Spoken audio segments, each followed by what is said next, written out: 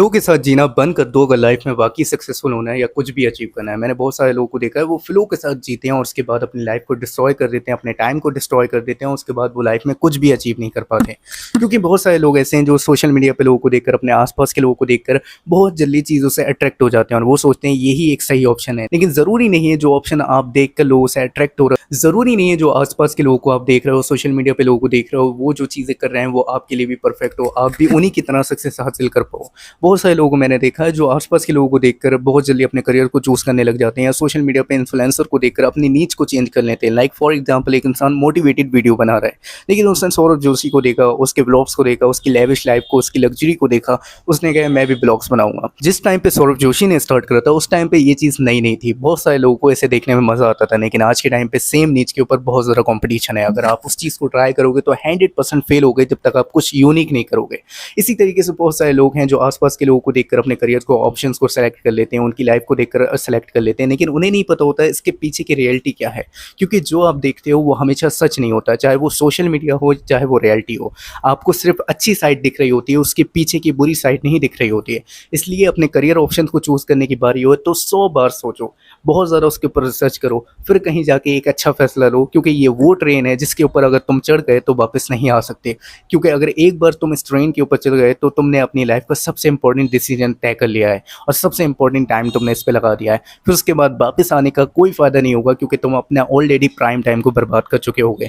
इसलिए कुछ भी स्टार्ट कर रहे हो, कुछ भी शुरू करना चाहते हो, पहले उसके ऊपर रिसर्च करो। पहले देखो ये मेरा पैशन है, इसे करने में मुझे मज़ा आता है या नहीं आता है। एक सर्जन था जिसने अपनी ज़िंदगी में बहुत सारी सक्सेसफुल सर्जरीज़ करी थी।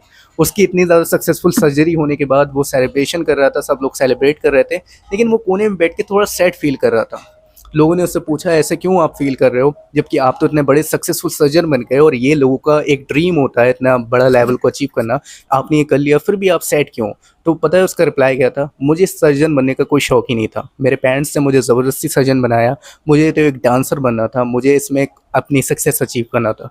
क्यों वो बंदा सैड था? क्योंकि उसने अपने पैशन को फॉलो नहीं करा। आप अपने पैशन को फॉलो नहीं करोगे, उसको साइड में कर दोगे और कुछ और ट्राई करने लग जाओगे बिकॉज ऑफ मनी, तो आप अपनी लाइफ में बहुत ज़्यादा रिग्रेट फील करोगे, भले ही आप कितने बड़े सक्सेसफुल बन जाओ। क्योंकि पैशन को जो इंसान फॉलो करता है, पैशन को आप जब फॉलो करते हो, उस चीज़ को करते हो, उसमें आपको मज़ा आता है।